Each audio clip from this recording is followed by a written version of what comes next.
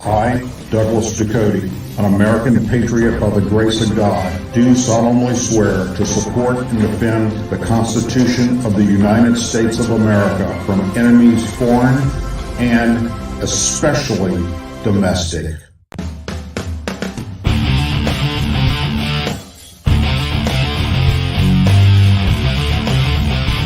I, Douglas Ducote, an American patriot by the grace of God, do solemnly swear to support and defend the Constitution of the United States of America from enemies foreign and especially domestic. Say it with me. I pledge allegiance to the flag of the United States of America and to the republic for which it stands, one nation, under God, indivisible, with liberty and justice for all. Good evening and welcome to another edition of the Douglas Ducote Show. You had many places to be tonight. Chose to be here with me, and for that I am forever grateful. Thank you very, very much. And tonight's lead story is something kind of interesting, or at least I found it interesting. Let's see what you think of it. Most voters would rather see Governor Ron DeSantis of Florida as the GOP nominee in 2024 over President Donald Trump, according to a new poll that also found the majority of Democrats do not think President Biden should seek re-election next cycle. A Marquette's Law School poll revealed in a hypothetical 2024 matchup between DeSantis and Biden, the two candidates were tied among registered voters, both receiving 42% support. About 11% said they would choose a different candidate.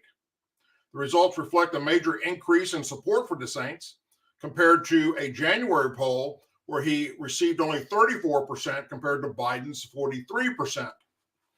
In a March poll from the same university, the Republican governor began gaining momentum, locking in 35% support and eventually hitting 38% support back in September, the survey said.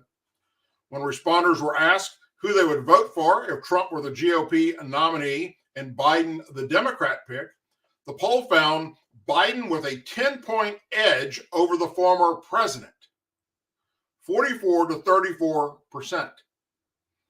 Nearly 20% of respondents said they would choose a different candidate, and 4% said they just wouldn't vote. The results show a decline in support for Trump over the past few months, after a March poll found he received 38% support, while still trailing Biden by 5 percentage points. When asked who they would rather see as the 2024 GOP nominee, DeSantis or Trump, 63% said DeSantis would have their vote, while only 36% were rooting for Trump to win in the primary. DeSantis also led among Republican identifying responders, receiving 55% support over 45% who would like to see Trump representing the party in 2024 presidential election. According to the poll, 67% of respondents do not think Biden should seek another term in the White House. Among Democrats, 53% do not think the president should run in 2024. Among all respondents, 55% disapprove of Biden's handling of the presidency, according to the poll. The law school survey was conducted from November 15th through the 22nd with a margin of error of 3.7 percentage points. Now, regardless of what you think of polls, this is actually something that's trending a lot on the internet. And I can't seem to understand how anyone would prefer to vote for Biden, knowing what's happening to this country, over Trump, if that happens to be who the matchup is. It only tells me that you're either a multimillionaire and what's happening doesn't affect you, or you don't watch the news and you're just completely clueless as to what's happening to this country. And that being said, that's pretty damn sad. But we'll see what happens in the very near future. Some disturbing news on our border. More than 73 1,000 illegal immigrants invaded Border Patrol agents in November, according to new data that's been produced by Fox News, and it's up tonight, marking the highest number ever recorded at the southern border. The number of gotaways refers to the number of illegal immigrants who have evaded overwhelming Border Patrol agents and have been detected by other forms of surveillance, but yet not caught. It does not count those who were not spotted. The number of gotaways for November means that there are nearly over 137,000 gotaways so far this fiscal year, which began in October. In fiscal year 2022, there were nearly 600,000 illegal immigrants that crossed the border and got away that we know of. There are 389,155 people got away at the border in fiscal year 2021. The November numbers means that there have been an average of at least 2,400 people evading Border Patrol every single day. Data also indicates that there have been at least 207,000 encounters in November, which would be significantly higher than 174,000 encountered November of last year and 72,113 encountered in November of 2020. There were more than 2.3 million illegal immigrant encounters in fiscal year 2022 and more than 1.7 million in 2021. So far, fiscal year 2023 is on track to exceed both of those numbers. That is absolutely shocking. Fox News reported yesterday that in the Texas El Paso sector alone, there were 1,926 illegal immigrant encounters in a span of just 24 hours, bringing the total for the fiscal year up to 105,263 just for that sector. That's up 257% compared to the same time last year, which itself was the highest number on record at that time. One Border Patrol agent told Fox News there's been a rough first quarter for agents. No support, no backup, and no leadership.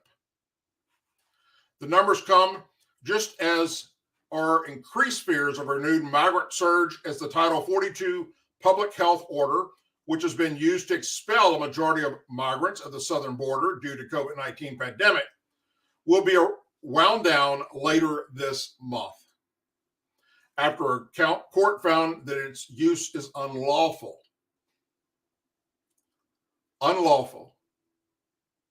But yet it's lawful to stop people that have COVID or aren't vaccinated coming into our country via any other method but walking across that border. That has led to concerns from Border Patrol agents as well as Republicans and some Democrat lawmakers that the Biden administration may soon find itself overwhelmed with increasing numbers on top of the already historic highs it has been seeing. The Biden administration sought to wind down the order back in April, but it was blocked by a different federal judge. Since then, it had expanded to the use of the Trump-era authority, including Venezuela nationals. Those numbers have spiked over this past summer. That ability will end on December 21st. Homeland Security Secretary Alejandro Mayorkas, that dumb son of a bitch, has sought to assure concerns by telling lawmakers the agency has a 6-point plan in place, which includes a surge in resources and technology, heightened anti-smuggling campaign, and the increased use of penalties and alternative removal authorities, which, let me sum that up for you, means I'm not doing shit. What we're doing is precisely what we've announced we would do back in April of this year. And we have indeed been executing the plan, he said last month. Well, not according to the Border Patrol, you haven't. According to them, you're a damn liar. Mayorkas has also sparked outrage from Republicans by claiming repeatedly along with other administrative figures, including Vice President Kamala Harris, that the border is secure. Look, the border is secure, he said back in July. We're working to make the border more secure. That has been a historic challenge. Sir, I can't wait until Republicans are in control of the House, which will happen in January, and your dumbass is hauled in front of them for investigation after investigation of just what a corrupt, no good, anti-American bastard you are. Speaking of the border, White House Press Secretary Karine Jean-Pierre was called out as a liar by Twitter users a Wednesday after she claimed that President Biden has already visited the southern border. Fox News reporter Peter Ducey brought up the subject during a White House press briefing, asking her whether Biden would answer House Minority Leader Kevin McCarthy's invitation to visit the southern border with him. We know the president has never been to the border. The possible next speaker said that he wants Biden to go with him. So is he going? Ducey asked. And she responded, he's been there. He's been to the border. And since he took office. Despite Ducey asking when exactly he visited the border, Jean-Pierre ignored the question and instead moved on to attack Republicans for their unwillingness to work with the president. Let me go on record to say that, yes, she is a liar and a pathetic excuse for an American. Several Twitter users quickly attacked the clip, pointing out that Biden has not visited the border at all since his president term began. Narrator, President Biden has not been to the border, Representative Dan Crenshaw, Republican Texas, tweeted. National Review contributor Brad Shanker commented, she gets caught in lies daily. It's amazing. Categorically false. And has never stopped at the southern border in his entire career, Representative Andy Briggs, Republican, Arizona, wrote. Former California Senate candidate James Brady tweeted, Catherine Jean-Pierre, fact check, Joe Biden has not been to the southern border. He opened it since he's been president, but has not been down there. Washington Examiner reporter Jerry Dunleap wrote, the only time Biden has been to the border was during a very brief 2008 drive-by when he landed at El Paso Airport and rode in a motorcade to the suburb of Las Casas, when the route there hugged the U.S.-Mexican border for a few minutes. Daily Caller White House correspondent Dana Galivo remarked, Gene Paskey told reporters that the last time Biden was at the border was when he drove by in 2008. In October 2021, he was questioned by Pulaski on the same subject. At the time, Pulaski referenced Biden's drive past the El Paso border in 2008 while he was campaigning for then presidential candidate Barack Obama.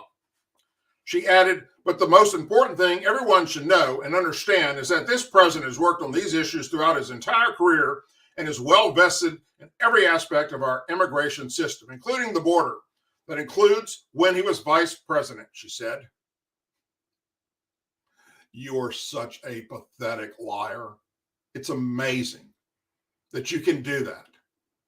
Stand in front of cameras and media every day and just lie your ass off for this administration. Jean-Pierre previously came under fire in August for claiming to Ducey that illegal immigrants were not walking across the border, despite many images and videos suggesting otherwise, and the Border Patrol suggesting otherwise. Despite this, Jean-Pierre did not face any response from fact checkers and has rarely faced any since she began serving as press secretary. I'd be kicked the fuck out of there if I was a reporter, because I'd stand up right there in front of everybody and say, let me do my job, but you first not lying. Tell the truth. That's all we want. Be transparent. Don't sit here and tell us Joe Biden did something that we know for a fact he never did. Nor does he have any plans on doing. Nor did his vice president that he put in charge as the borders are. She hasn't even been there.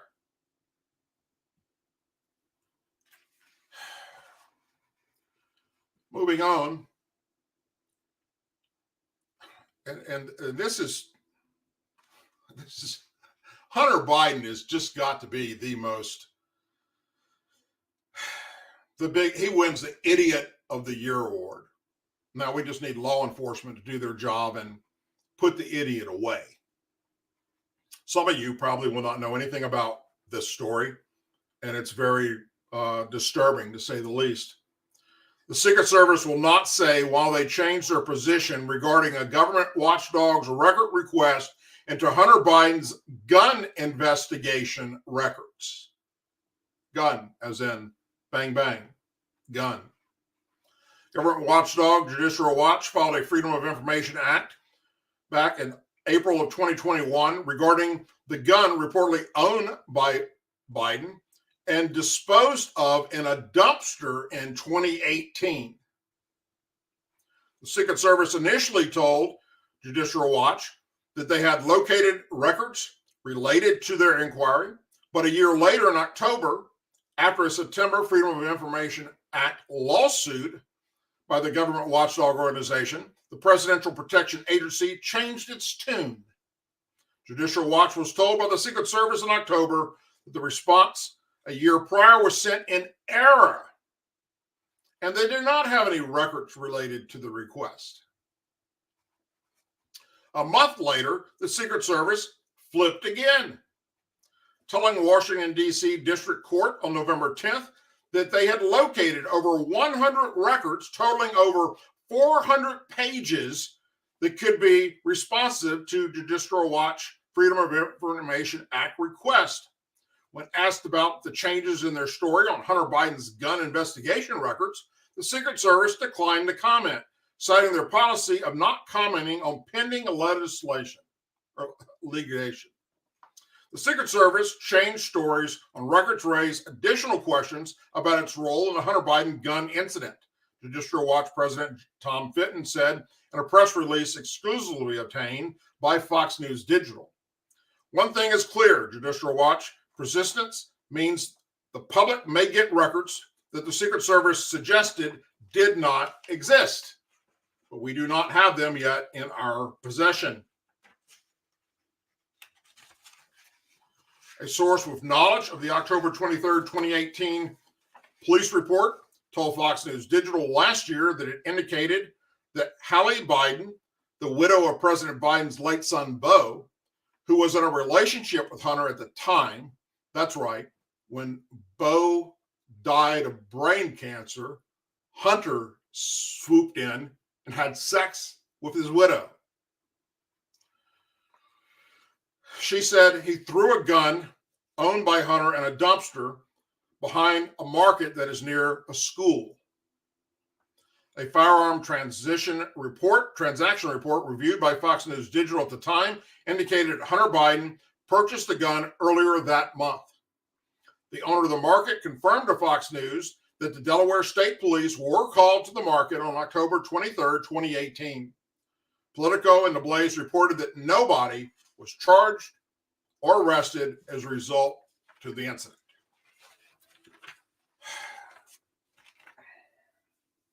So besides everything we've already been reporting on with Hunter Biden, this nut job threw a handgun in a dumpster next to a school. And law enforcement's not doing anything about it. They're continuing to cover for this crackhead.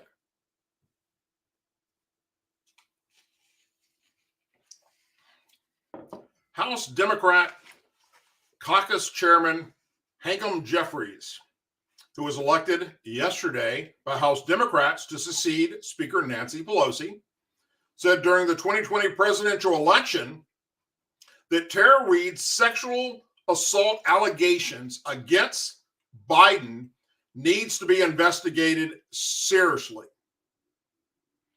That would be the congressman, a Democrat, that is now going to take Nancy Pelosi's place in January when the Republicans take over the House. Back during the election, when this person came forward, Tara Reade, claiming that she was sexually assaulted by Biden, he suggested Biden should be seriously investigated. This needs to be taken serious.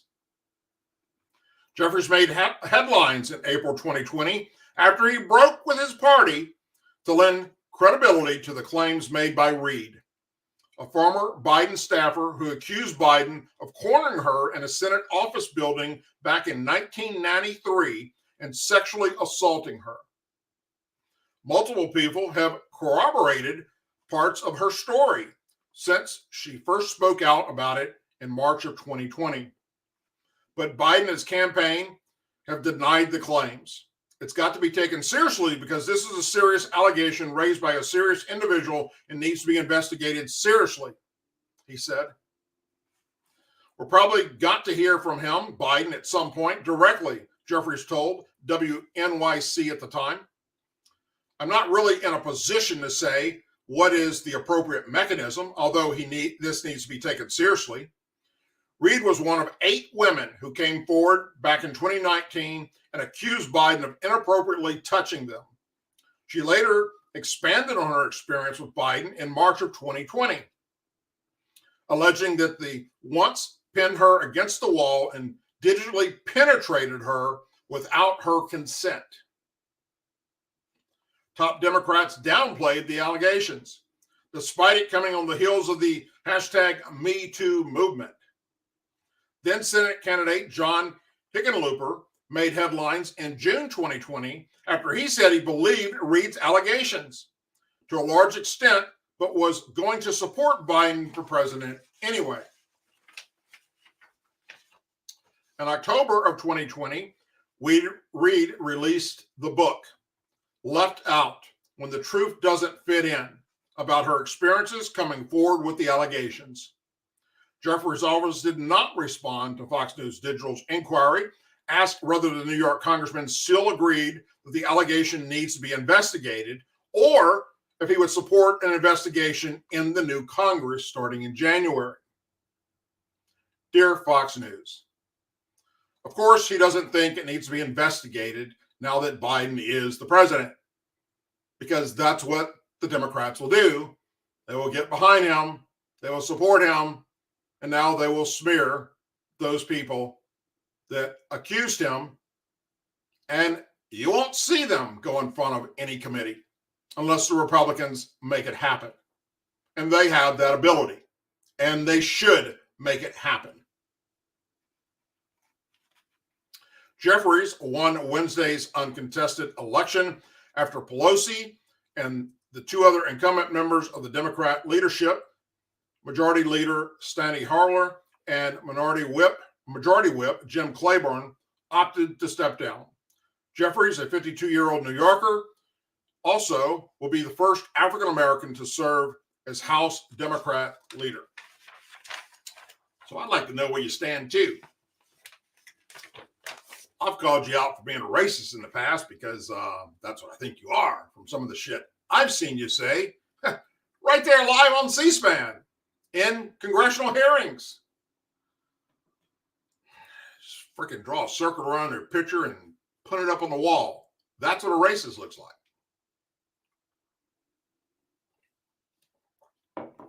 Yesterday, the new Twitter CEO, Elon Musk, said the social media giant has interfered in elections before vowing to make the platform, which he acquired last month, more effective, transparent, and even-handed.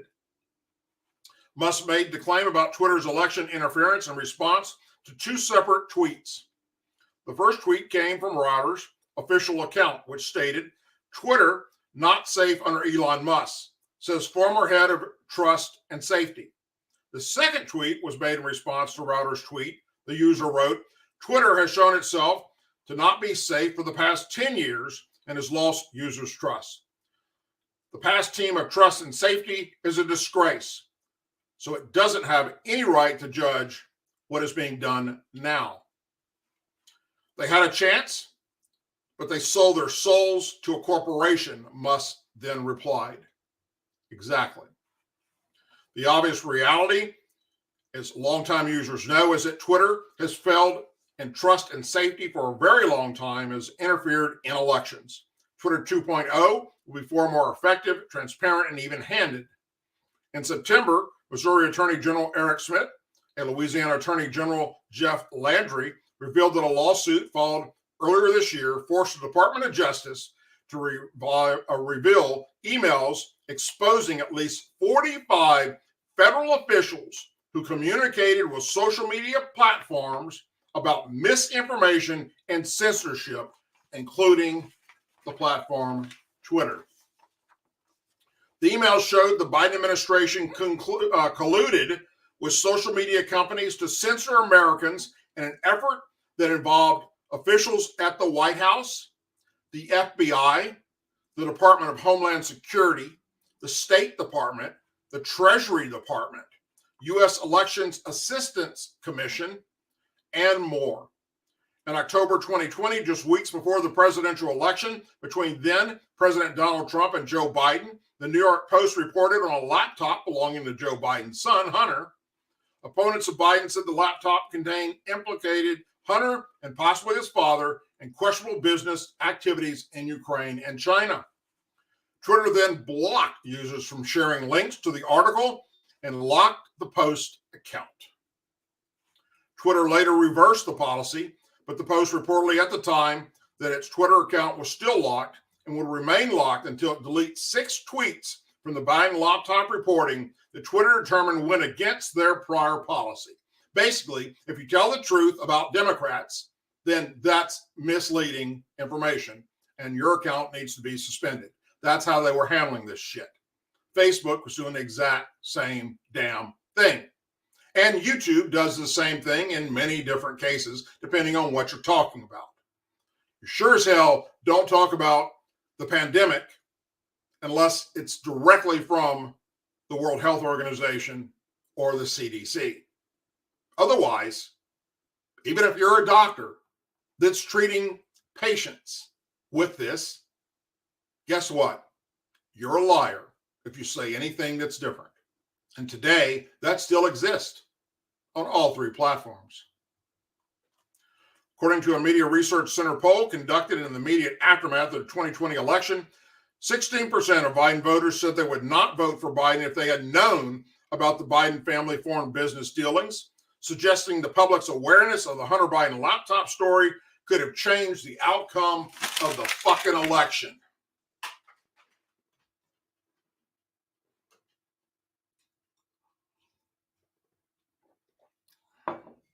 That's what they've done, my friends. And thank God the Republicans take over the House real soon. We've got to stop these social media giants, Google, YouTube, Facebook, and Twitter, from allowing Democrats and liberals to share whatever the fuck they want, no matter what kind of lie it is. But Republican conservatives step up and they're censored. That's not America. That's Nazi Germany during World War II and pre.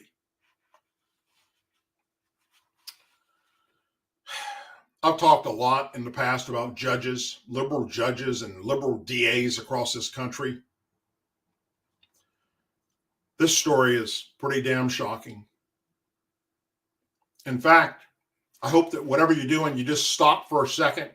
And if you don't hear anything else I had to say tonight, pay very close attention to this one. Liberal judges in our country don't care about our safety from criminals, which I've talked about for years now on this show. And now it's obvious they don't care to keep us safe from full-blown terrorists. And here's your proof. A 22-year-old Seattle man was sentenced to 4 years in prison on Tuesday for attempting to join the Islamic State of Iraq and al-Sham, ISIS, in 2021, according to the U.S. Department of Justice. The U.S. District Court in Seattle said Elvin Hunter Begorn Williams was arrested May 28, 2021 at the Seattle-Tacoma International Airport after authorities were notified of his desire to travel to the Middle East to join ISIS as an executioner or a machine gunner. Williams was charged with providing material support to a designated foreign terrorist organization. In addition to his 4-year sentence, he was also given 15 years of supervised release. According to the Department of Justice news release, U.S. District Judge John C. Coughnor, Coughenor, said Williams received a sentence far below the government's request of 15 years because his mental health and history of mental health difficulties. U.S. Attorney Nick Brown said Williams was persistent in his plans to join ISIS to commit acts of violence, despite intervention from his family, intervention from his school, members of the mosque that he had joined, and from the FBI. Indeed, he repeatedly stated his intention to commit the act of terror here at home if he could not travel overseas. Mr. Williams continued to pose a risk to the community. It will be critically important that he be closely supervised after he is released from prison. You think? Fox 13 Seattle reported that Williams' mother cut off the internet service at their home to prevent him from accessing extremist websites. Williams had also been kicked off social media for a pro-ISIS post, according to his mom. A Seattle area mosque also tried to deter Williams, helping him with housing, food, and tuition for a semester of college. He was also given a cell phone and a laptop in hopes of using them to find a job, the outlet reported. The electronics were taken away from Williams after a member of the mosque allegedly saw him using his phone to look at extremist videos. When they got his phone back, they found more violent videos and bomb-making instructions. And how many of these people do you think are right here in America right now that we don't know about? I'm going to say thousands. He was then reported to the FBI. According to the plea agreement, Williams started telling his family he was a member of ISIS back in November of 2020. The document stated he was also telling people he sought martyrdom, had no problem with killing, and he hoped to be involved with beheadings. He also posted a video on Facebook swearing his loyalty to one of the terrorist organization leaders. The FBI monitored Williams' activity with the help of confidential sources and were aware of his efforts to leave the country. He was communicating with people he believed to be ISIS recruiters about getting him to ISIS terror cells in the Middle East or other parts of the world. In May 2021, Williams got his passport and pawned off his laptop to raise money for his planned travel. He reportedly had an airline ticket from Seattle to Amsterdam, then to Egypt. When Williams went to the airport to leave for his flight to Amsterdam, he was met by authorities at the deporting gate and arrested. When prosecutors asked the court for at least a 15-year sentence, they wrote that Williams' case was far from unique, and ISIS and other terrorist groups use online propaganda communication tools to recruit would-be supporters. Far too many U.S. persons fell prey to this recruitment and attempt to travel to fight with terrorist groups overseas or seek to commit local attacks in the name of terrorist organizations, the statement read. Mr. Williams provided by his actions, he will willingly join ISIS in hopes of furthering their ideology through violence, said Richard A. Caldery, special agent in charge of the FBI's Seattle field office. He took concrete steps to fund his activities, produce equipment, and travel to the Middle East. I'm grateful for how law enforcement was able to step in and stop him before he actually was able to achieve this goal.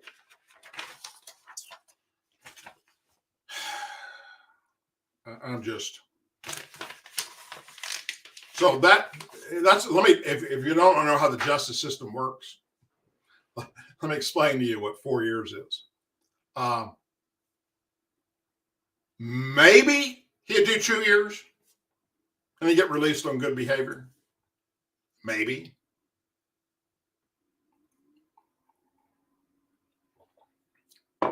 A terrorist. That's our liberal justice system for you.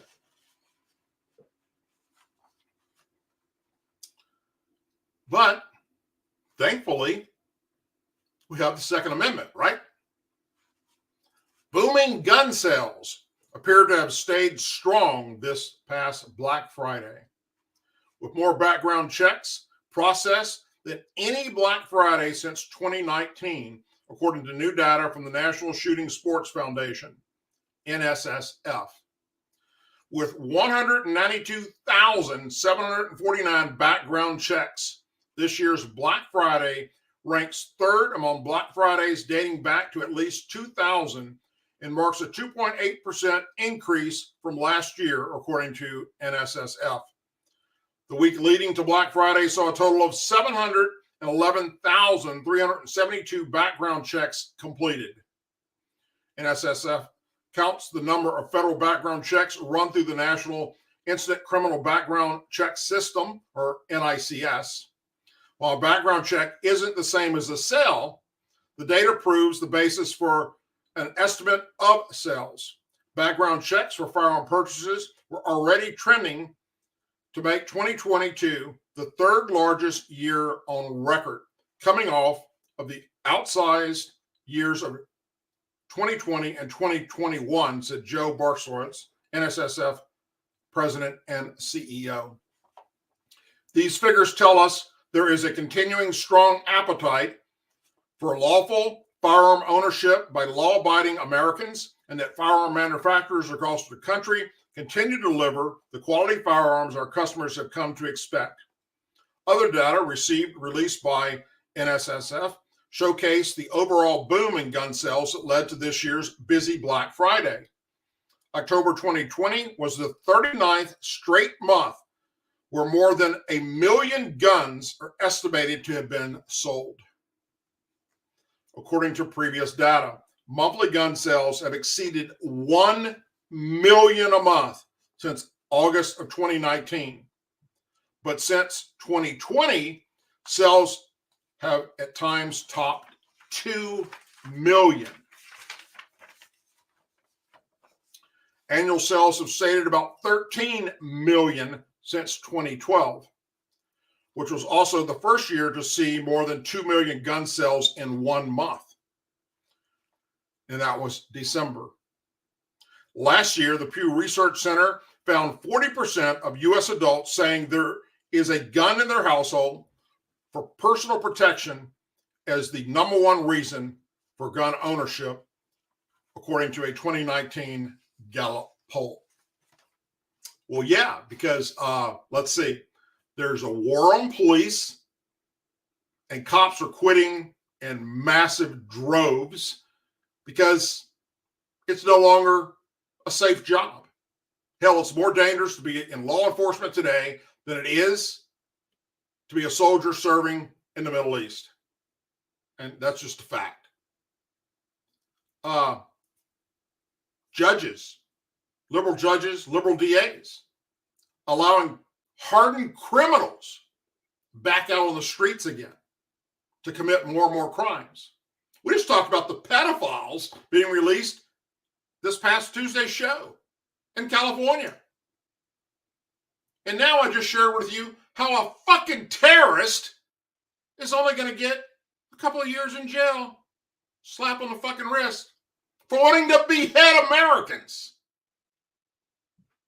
And somebody wonders why gun sales are just skyrocketing? Because there's nobody to protect us but us. It's up to us to protect us.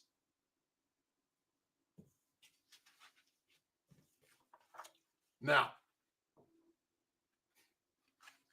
this next story, I want you to think about not just the pandemic that we've been living through for the past few years, but think about all the times in American history that illegal activity has been done to weed out the masses. An advocate of human extinction this past Tuesday called on everyone to voluntarily stop having children for humanity to die out and give the biosphere a chance to recover. On Tuesdays, a Dr. Phil episode focused on the ethics of this debate over overpopulation, where voluntarily human extinction movement founder Les Knight, L-E-S, second name, last name, K-N-I-G-H-T, delivered a variety of shocking statements. He said, "You are involved with an extinction movement who basically says we just need to live long and die out. We just need to feed, not breed. Is that what you're saying?" Dr. Phil asked Knight. Feed them, don't breed them. Yes, that's right. We're not taking care of the people who are already here, Knight responded. Knight went on to illustrate his position.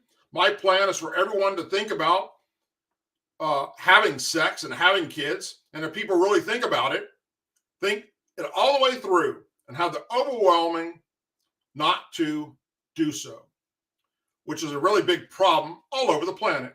And if people think about it, as you mentioned, 44% of young Americans are saying, no, I don't think I want to do that, just because they've been thorough about it. He said, laid out his ideology, optimal conclusion, and if we all stop having sex and having babies, we'll go extinct slowly. We'll clean up our messes as we go, and the biosphere, what is left of it, will have a chance to recover. He later suggested that reproductive freedom is the most important thing we need today, claiming that hundreds of millions of couples are denied the right to not have sex and make babies.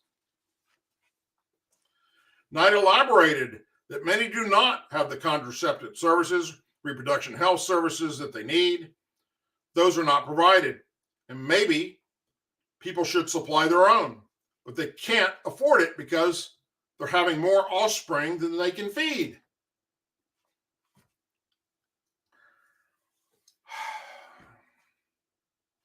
He gave one example of the difficulties people face to avoid this. Try to get a sterilization here in America when you haven't had kids and you're only 22. He later said, we're not allowing people to not breed. When a panelist who was an expert on fertility suggests that Cooper's IUDs are widely used for conception, another guest suggested many cannot be trusted to be that responsible. Content creator Anton Daniels said they're irresponsible people end up having to be taken care of, or whatever it is in the prisons that we build for them, or the social services that we have created for them, or they do not become more educated and do things differently. They breed more. That's what happens. Knight, despite advocating the extinction of the human race, last week received an adoring profile in the New York Times, even being compared to the late Mr. Rogers of television fame. Tall and gentle, Mr. Knight comes across as clear-eyed and thoughtful, like a mashup of Bill Nye and Fred Rogers. While Mr. Knight may be against the creation of more humans, he shows great compassion for the ones that already exist, the piece read.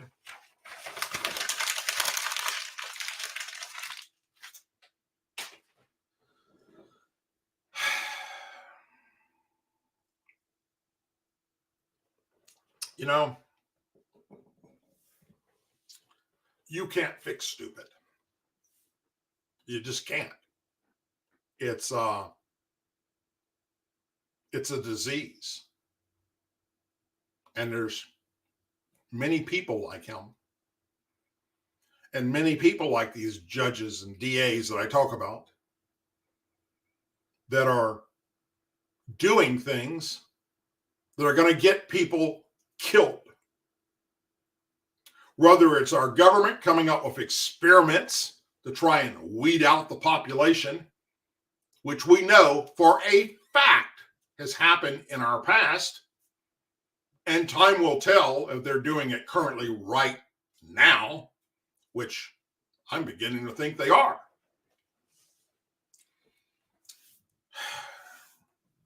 These people are in charge of a lot of different things in our government, whether it's local government or county, city, state government, federal government. They're making decisions for you and I. You know, I've said this many times, how important elections are at all levels, not just for the presidency, but for Congress, as well as your state and your local elections, even down to school board members. It's very important that the people recognize what's happening in their communities and around them, and the people that are making decisions and the people that are doing these things or saying these things that are not just un-American, but they're fucking batshit crazy comments and statements. And weed them the hell out by not allowing them to continue to be in that position. Vote them the hell out of office.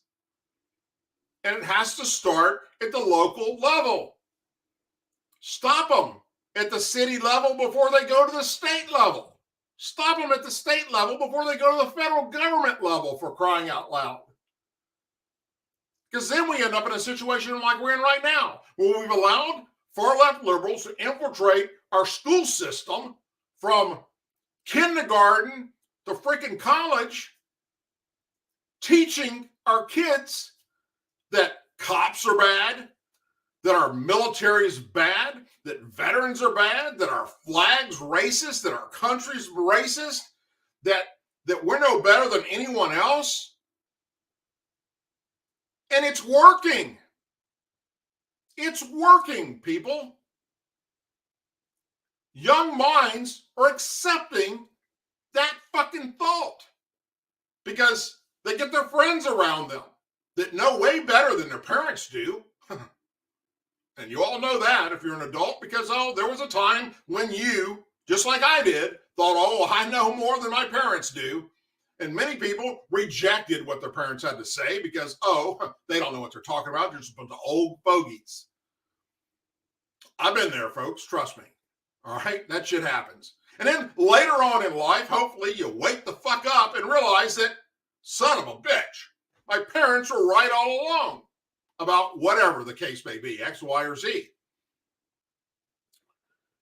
And when it's happening in mass droves, you end up in a situation where, how I started to show off, with people saying in polls that if the next presidential election was between Biden and Trump, they'd vote for Biden.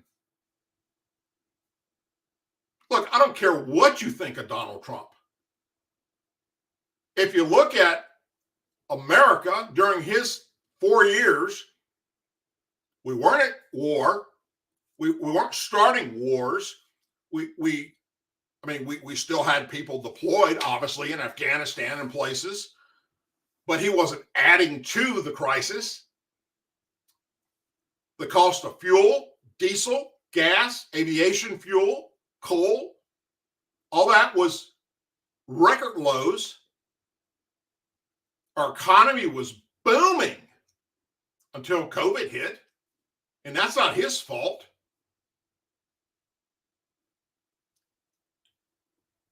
So he had some mean tweets. So he said some things that were just plumb stupid. I get it. But how in God's green earth could you be okay with the current situation in America unless you're clueless or you got money rolling out of your ass and doesn't bother you? That is the only two ways it's possible.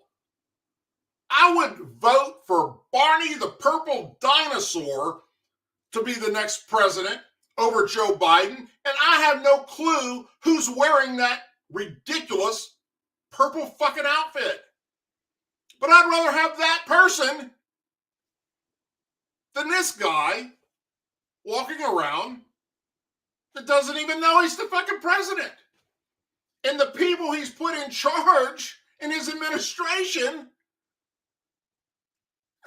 identify as non-binary and freaking wearing dresses and born males dressed as females and born females dressed as... It's a freak show in this administration. Have you seen it? I don't understand. I just know that we can't continue like this.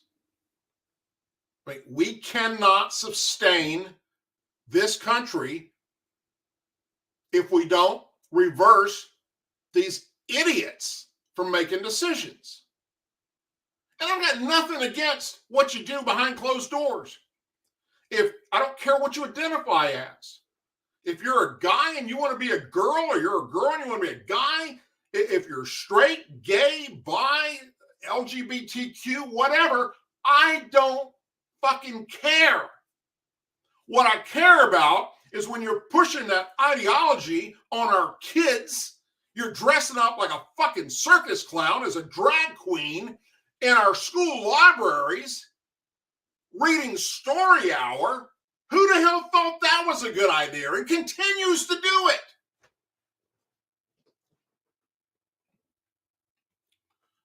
Ronald Reagan, President Reagan, said it very well. We are one generation away from it all going away. Fuck, he saw the future. He realized back then where we were headed. And son of a bitch if we ain't there right now. With a bunch of freaks in all sizes, shapes, and forms. Not just in this administration, but they're all around us, my friends. They're everywhere. And they're growing in numbers. They're coming out of the closet, and that's fine. Don't push it on me. Don't say because I'm a conservative or I'm a Republican that I'm a racist bigot or I'm homophobic or all these other absolute insanity things that the left tries to pin on us. No, we don't care what you do. We don't. But don't push it on me and my kids or anyone else's kids for that matter. I don't go out as a straight male and read sexually charged material dealing with straight people to schools. If somebody did that, they'd be arrested. They would fucking be arrested for doing that. But yet we let these freaks get away with it. because, oh, they identify as a circus clown in their drag queen show shit that they put on. And they get away with it. How is that okay? What's the difference? Well, the difference is there's a war on conservatives and Republicans. That's the difference. And it's happening in federal law enforcement. It's happening political. It's happening in schools. It's happening all across this country. All of us have to cater to less than 1% of the population. How in the fuck did that happen? At what point did we just stop giving a shit? And sadly, that's where we're at.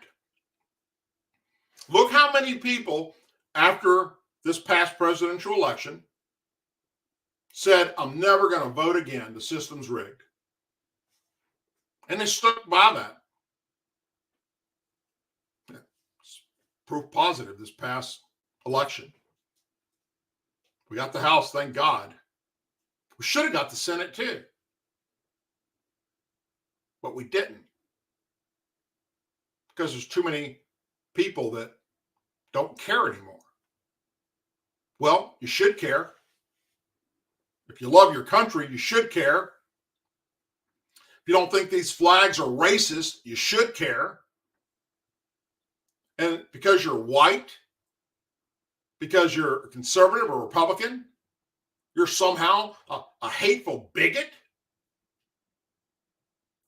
I mean, some of the shit that they say is just, it's insane. Absolute insane. And it needs to stop. For the good of humanity, it needs to stop. Folks, you had many places to be tonight. You chose to be here with me, and for that, I am forever grateful. Thank you. If you haven't already done so, please go check out DouglasDucote.com, the website. Also, my other YouTube channel, which is titled Charlie Hotel 47. Some really cool and interesting videos that I put out, not just about my life and combat situations and things that I've witnessed that I'm sharing with you, but also museums and places that I've been blessed to be able to go to across the country and share that with you in hopes that you'll share it with your children, because it's really cool American type things that are part of our foundation. And I believe that's important. Also, please subscribe and ring the bell with this channel. And don't forget to say a prayer for our men and women serving in the United States military, our veterans, our law enforcement officers, our first responders, their families, our angel families, our blue and gold star families, and our country. May God bless the United States of America. And if anything breaks between now and next week on Tuesday, I'll be sure to put out a video about it or come on and do a live show. Otherwise, I'll see you next Tuesday right here at 8 p.m. Central Time. And I hope you have a wonderful and blessed weekend. Be safe, whatever you're doing. If you're doing any shopping or looking for ideas for Christmas, at DouglasDucote.com, go to the Patriot shop there. There's some really cool stuff there. Hats and shirts that any good conservative Republican that likes this show would like to have and help support what we're doing here. Thank you, everybody. God bless you. And I'll see you soon. Take care.